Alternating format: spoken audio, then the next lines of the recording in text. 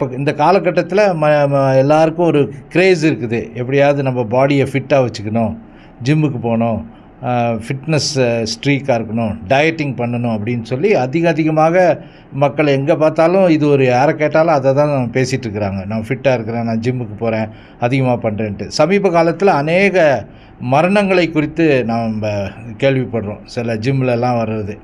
இந்த ஜிம்மில் என்ன பண்ணுறாங்கன்னா ஓவராக பாடி வெயிட் போடுவாங்க. ஏரோபிக் எக்ஸசைசஸ்ன்னு சொல்லுவோம்.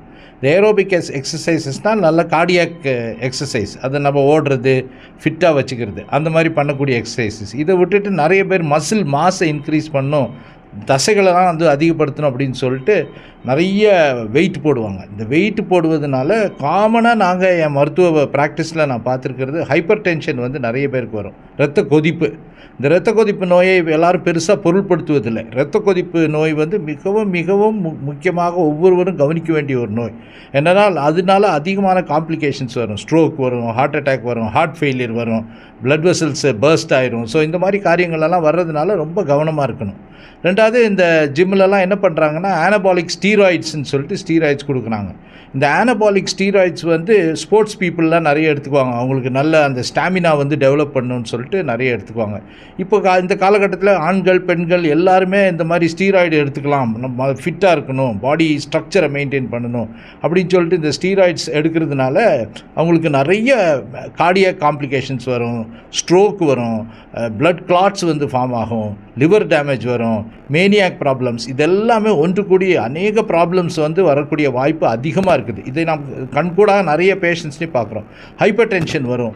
அப்புறம் நிறைய ப்ரோட்டீன் பவுடர்லாம் இந்த ஜிம்லலாம் கொடுக்குறாங்க. நான் இப்போ அட்வைஸ் பண்ணுறது, நீங்கள் எல்லாம் இப்போ எக்ஸசைஸ் எல்லாம் பண்ணுங்கள், ஆனால் ப்ரோட்டீன் பவுடர்லாம் வாங்கி சாப்பிடாதீங்கன்ட்டு.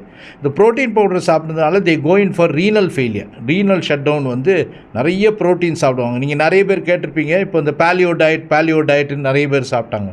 நிறைய மோஸ்ட் ஆஃப் அவர் பேஷண்ட்ஸ் நிறைய பேர் வந்து தே டெவலப் கிட்னி ஃபெயிலியர்.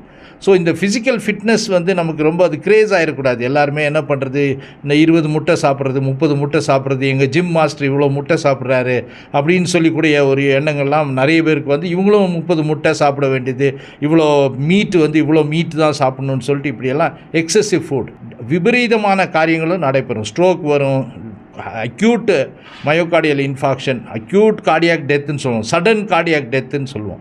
ஸோ இப்படிப்பட்ட காரியங்கள்லாம் ஏற்படும். ஸோ எல்லோரும் ஃபிசிக்கலாக ஃபிட்டாக இருக்கணும். ஜிம்முக்கு போகிறது நல்லது தான், பட் எல்லாவற்றையும் இன் ப்ராப்பர் டோஸ், எல்லாத்துக்குமே ஒரு ஆப்டிமம் டோஸ் அப்படின்னு இருக்குது. நீங்கள் சாப்பிட்ற உணவாக இருக்கனால அது ஆப்டிமமாக இருக்கணும். எனிதிங் இன் எக்ஸஸ் அது வந்து உடம்புக்கு நல்லதில்லை.